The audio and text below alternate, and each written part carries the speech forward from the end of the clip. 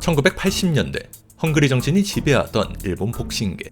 누구보다 치열하게 싸우고 누구보다 뜨겁게 살아야만 비로소 인정받을 수 있던 시절. 그 무대에 한 명의 이단아가 등장했습니다. 냉철하고 계산적인 운영으로 링을 장악하며 파이팅 컴퓨터라는 별명을 얻은 그는 결국 WBA와 WBC 양대기구 세계 챔피언 타이틀을 따내면서 일본 복싱계 전설로 이름을 남겼습니다. 바로 오늘 주인공 와타나베 지로의 이야기입니다. 김철호, 권순천, 윤석한 선수와의 대결로 한국에서도 이름이 잘 알려져 있는데요. 화려한 경력과 더불어 직설적이고 스마트한 이미지는 은퇴 후 예능감으로 발휘되어 해설가와 TV 게스트로도 큰 인기를 끌었습니다. 연예인으로 제2의 전성기를 맞이하는 듯 보였죠. 하지만 그 영광은 오래가지 못했습니다. 그가 일본의 폭력배 야쿠자로 전락해버렸기 때문입니다. 1955년 3월 16일 와타나베 지로는 오카야마현 오다군에서 태어나 오사카부에서 성장했습니다. 어린 시절부터 운동의 두각을 나타냈던 그는 먼저 시비를 거는 타입은 아니었지만 걸려오는 싸움에서는 한 번도 진 적이 없었다고 합니다. 지역 불량배와 야쿠자들 사이에서도 싸움꾼으로 명성이 자자했죠. 자칫 어두운 길로 빠질 수도 있었지만 유복한 가정에서 부족함 없이 자란 그는 운동과 학업에 집중할 수 있었습니다. 스포츠 명문인 나미셔고등학교에서 수영부 부주장으로 활동, 고3 때 교통사고로 다리를 다친 뒤에는 가라데 기반 무술인 일본 건법으로 전향했습니다. 이후 오테몬 가쿠인 대학 영미어학문학과에 진학해 일본 건법부에 들어가 본격적인 수련을 시작합니다. 뛰어난 재능으로 금세 4단을 따냈고 4학년 때는 건법부 주장을 맡아 활약했죠. 일본 건법 경기는 체급 구분 없이 진행되었는데 와타나베는 165cm라는 작은 키에도 불구하고 전일본 건법 대회에서 자신보다 훨씬 큰 상대들을 차례로 제압해 눈길을 끌었습니다. 이때 비록 우승은 하지 못했지만 비슷한 체격의 상대라면 누구에게도 지지 않겠다는 자신감을 얻었다고 합니다. 대학 졸업 후 와타나베 지로는 오사카 테이켄 체육관을 찾아가 조금 늦은 나이에 복싱을 시작했습니다. 아마추어 전적은 4전 4승, 빠르게 프로로 전향해 1979년 3월 27일 고향 오카야마에서 미야자키 케이조와 데뷔전을 치렀습니다. 신인답지 않은 침착함을 보이며 3라운드 KO승, 성공적인 프로 경력을 시작했죠. 이후 5번의 KO승을 추가한 그는 1980년 2월 21일 전 일본 신인왕 결정전에서 훗날 WBC 플라이급 세계 챔피언이 되는 고바야시 코지를 상대로 1라운드 KO 승리를 얻어내며 큰 주목을 받게 됩니다. 파죽의 승리를 이어나간 와타나베 지로는 효율성을 극대화한 경기 스타일로 파이팅 컴퓨터라는 별명을 얻었습니다. 불필요한 동작을 최소화하고 사우스포의 이점을 활용해 상대 방어를 교란했죠. 체력을 아끼는 수비적인 운영을 펼치다 기회가 왔을 때는 폭발적인 공격을 선보였습니다. 점수 리드를 유지하기 위한 전략적 운영 때문에 경기가 박진감이 부족하다는 평가를 받기도 했지만 타이밍을 읽는 능력과 순간 화력을 결합해 막판 극적인 장면을 자주 연출하곤 했습니다. 그러나 한편으론 전력을 다하지 않는 선수라는 비판을 받기도 했습니다. 그가 대학을 졸업했기 때문에 당시 복싱계에서 중요하게 여겨지던 헝그리 정신과 근성이 부족하다는 이야기가 나왔죠. 주관이 뚜렷했던 와타나베는 자신의 실력과 가능성을 인정하지 않고 낡은 가치관을 강요하는 복싱 관계자들과 언론의 실증을 느꼈습니다. 이런 반발심은 세계 타이틀을 향한 이른 도전으로 표출되었죠. 그 도전 상대는 WBC 슈퍼플라이급 챔피언 대한민국의 김철호 선수였습니다. 당시까지 일본 복서가 해외 원정에서 챔피언 타이틀을 따낸 사례는 매우 드물었습니다. 일본 언론은 이를 무모한 도전으로 평가하며 비판 기사를 쏟아냈고 복싱 관계자들 사이에서도 좀 더 경험을 쌓은 뒤 도전해야 한다는 여론이 일었습니다. 하지만 와타나베는 나는 타이틀에 굶주려 있다는 말과 함께 당당히 한국으로 향했습니다. 1981년 4월 22일 큰 관심 속에서 열린 한일 타이틀 매치에서 김철호와 와타나베 지로는 일진일퇴의 팽팽한 승부를 펼쳤습니다. 결과는 15라운드 와타나베의 판정패. 김철호 선수는 자신의 첫 방어전에서 타이틀을 지켜냈습니다. 와타나베는 시리에 빠진 채 일본으로 돌아가야 했습니다.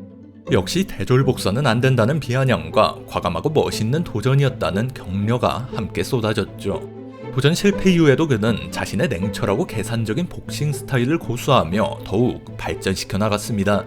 그의 남은 경기를 모두 승리로 장식하고 다음 타이틀 도전을 향해 나아갔죠. 그리고 1982년 4월 8일 두 번째 기회가 찾아왔습니다. 상대는 WBA 슈퍼플라이급 챔피언 파나마의 라파엘 페드로사였습니다. 이번에는 15라운드 접전 끝에 와타나베가 판정승을 거두며 드디어 세계 챔피언 타이틀을 손에 넣었습니다. 이후 한국의 권순천 선수를 포함해 전세계 강자를 상대로 6차례 타이틀 방어에 성공. 점점 더 강한 상대를 찾던 와타나베는 WBA 밖으로 눈을 돌리게 됩니다. 1984년 7월 5일 WBA 슈퍼플라이급 챔피언 와타나베 시로는 WBC 동급 챔피언 파야오 푼타락과의 경기에 도전했습니다. 아시아 최초 양대기구 통합전으로 큰 기대를 모았지만 WBA의 승인을 받지 못한 상태에서 경기가 진행되었죠. 결과는 12라운드 판정승으로 와타나베가 WBC 타이틀을 획득하게 됩니다. 그러나 파야오 측에서 판정에 불만을 제기하며 논란이 일었죠. 훗날 와타나베도 파야오가 한 수 위였다라고 당시를 회고하기도 했습니다. 또한 WBA의 통합전을 인정하지 않겠다는 경고를 무시하고 경기를 강행한 탓에 와타나베는 WBA 타이틀을 박탈당하게 됩니다. 그래도 경기가 모두 마무리되고 박탈당했기 때문에 아주 잠시나마 양대기구 통합 챔피언 자리를 누릴 수 있었고, 그해 11월 29일 첫 방어전에서도 다시 파야오와 만나 TKO 승을 거두며 실력으로 자신의 가치를 증명해냅니다. 이제 더 이상 와타나베의 높은 학력을 물고 늘어지는 사람도 없었고, 헝그리 정신 부족을 지적하던 이들도 손바닥 뒤집듯 와타나베를 찬양하기 시작했습니다.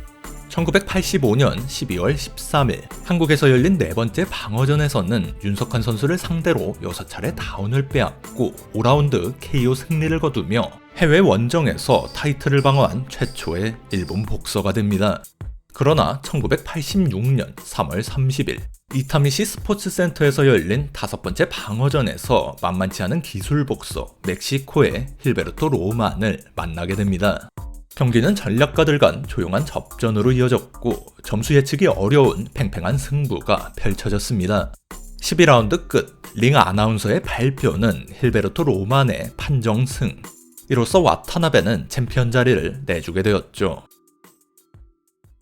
경기 후 와타나베는 세컨드와 심하게 다투었습니다. 포인트 계산에서 심각한 소통 문제가 있었던 것으로 전해지는데, 와타나베는 포인트에서 밀린다는 사실을 확실히 알려줬다면 남은 라운드를 이길 수 있었다는 입장이었고, 체육관 측은 와타나베가 포인트를 신경 쓰지 않고 최선을 다했다면 이길 수 있었다라고 주장하며 양측 사이에 큰 다툼이 일어났습니다. 이에 그동안 잠잠했던 와타나베 비판파들도 다시금 그의 투쟁심 부족을 문제 삼기 시작했습니다. 체육관과 관계가 틀어지면서 이후 경기 조선이 원활히 이루어지지 않았고 긴 공백기를 갖게 되죠. 그럼에도 와타나베는 복싱을 포기할 수 없었기에 복귀를 목표로 몸 상태를 유지하며 훈련을 이어갔습니다. 그런데 같은 체육관에 입단한 10대 소년과의 스파링에서 압도당하며 자신의 시대가 끝났음을 실감하게 됩니다. 그 소년은 바로 타츠요시 조이치로. 프로 입문 4경기 만에 일본 왕자를 차지하고 8경기 만에 세계 챔피언 자리에 오르게 되는 괴물 유망주였죠. 은퇴를 결심한 와타나베는 현역 시절 절대 손대지 않던 담배를 사서 피우며 진한 눈물을 흘렸다고 합니다. 그의 프로 통산 전적은 28전 26승 2패로 절반이 세계 타이틀 매치였습니다. 그리고 그 타이틀 매치에서 12연승이라는 놀라운 기록을 세웠죠. 선수 시절 스마트한 이미지는 은퇴 후에도 여러 방면에서 빛을 발했습니다. 복싱 매거진에 연재하던 칼럼에서는 지망생들에게는 현실적인 조언을, 선배들에게는 거침없는 비판을 쏟아내며 큰 화제를 모았고, 복싱 해설가나 TV 프로그램 게스트로 나와 직설 화법을 예능감으로 승화시켜 인기를 얻었습니다. 강연과 사업에서도 성공 행보를 이어갔죠. 그러나 그 좋은 평판은 그리 오래가지 못했는데요. 1995년 오사카에서 수입 사업을 운영하던 와타나베는 채무자를 향해 내가 진심으로 때리면 내 놈은 죽는다라고 협박해 공갈미수 혐의로 체포되었습니다. 기소유예 처분을 받아 석방되었지만 좋던 이미지에 심각한 타격을 입게 되었죠. 이후 방송사와 강연장에서 더 이상 그를 섭외하지 않았고 은행에서도 사업 대출을 거절했습니다. 1999년 10월에는 와타나베가 살인사건에 연루되었다는 충격적인 소식이 들려옵니다. 그가 친구에게 구해준 자동소총이 살인에 사용되어 총포법 위반으로 체포된 것이죠. 재판에는 과거 방송으로 친해진 인기 연예인 시마다 신스케가 정황 증인으로 출석해 와타나베는 부탁을 받으면 무조건 예라고 대답하는 성격이라며 눈물로 호소했지만 2000년 7월 결국 와타나베는 징역 4년 6개월을 선고받게 됩니다. 출소 후에도 구설수는 끊이지 않았습니다. 2007년 6월 4일 지인의 폭행 사건을 은폐하려고 피해자를 협박한 혐의로 체포됩니다. 일주일 뒤 처분 유예로 풀려났지만 일본 복싱 커미션은 계속되는 무리에 그의 자격을 무기한 정지해 사실상 복싱계에서 퇴출합니다. 얼마 지나지 않아 6월 30일에는 폭력단과 연루된 배우 하가 켄지의 주식 사기 사건에 관여되어 공갈 미수 혐의로 기소되었고 2011년 2심 끝에 징역 2년을 선고받았습니다. 이때 와타나베가 일본 최대 규모 폭력 조직 야마구치구미 산하 교쿠신 렌고카이의 상담력이라는 사실이 보도되는데요. 언뜻 명예직으로 보이는 직함이지만 엄연히 일본 경찰의 특별 관리 대상인 현직 야쿠자였습니다. 교쿠신 렌고카이 수장 하시모토 히로우미는 한국 이름 강홍문으로도 알려진 제일 한국인입니다. 탁월한 처세술로 야마구치구미 3인자 자리에 올랐던 지하세계 거물이죠. 특히 연예계와 스포츠계에 폭넓은 인맥을 가진 인물로 유명한데요. 와타나베와 하시모토의 교류가 시작된 계기는 명확하지 않지만 관계자들은 1986년 와타나베가 챔피언 타이틀을 잃고 체육관과 갈등을 빚으며 어려움을 겪던 시기에 하시모토가 그의 후원자로 나섰을 때부터라고 전합니다. 하시모토는 은퇴 후 연예계에 진출한 와타나베에게 다방면으로 지원을 아끼지 않았고 와타나베는 그 은혜를 갚고자 조직에 합류했다는 설이 가장 유력하게 받아들여집니다. 스포츠계와 야쿠자 사이 유착관계는 그 역사가 깊습니다. 길게는 에도 시대까지 거슬러 올라가며 짧게는 전후 혼란기부터 각종 흥행사업에 보호한다는 명목으로 깊숙이 관여해왔죠. 오랜 경력의 야쿠자 전문기자 미조구치 아츠시는 이렇게 설명합니다. 전후 형성된 구렌타이 계열 야쿠자 중에는 대학에서 복싱, 가라데, 스모 등 격투기를 배운 사람이 많았습니다. 같은 동아리에서 프로 선수가 되기도, 야쿠자가 되기도 했어요. 그런 인연이 스포츠와 폭력단의 유착을 만들어냈습니다. 특히 복싱계에서 자주 볼 수 있는 일인데 야쿠자가 된 이후에도 후배 복서들을 챙기는 경우가 흔합니다. 티켓을 대량으로 사주고 비싼 밥을 사주는 식으로 말이죠.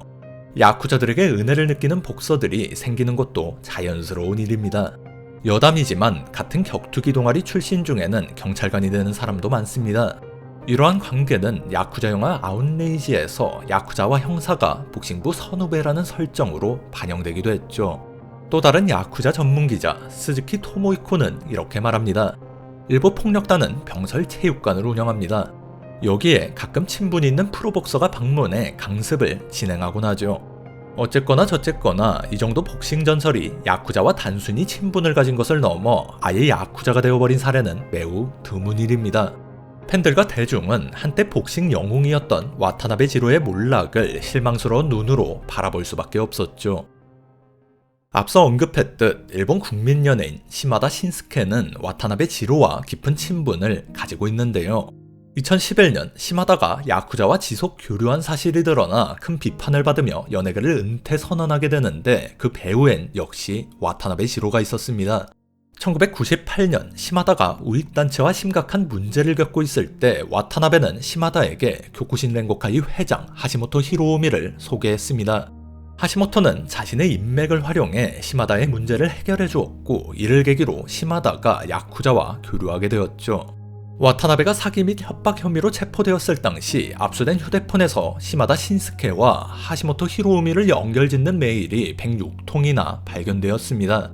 2011년 3월 와타나베 지로는 폭력단 관계자 이용이 금지된 오사카부의 한 골프장을 신분을 숨기고 이용하다 적발되어 하시모토 히로우미와 함께 사기 혐의로 체포되었습니다. 사기죄가 성립할 근거가 부족하다는 이유로 불기소 처분을 받긴 했지만 이 사건을 통해 그가 각종 공공, 민간시설 이용이 제한된 폭력단 관계자라는 사실이 다시 한번 대중에게 각인되었죠.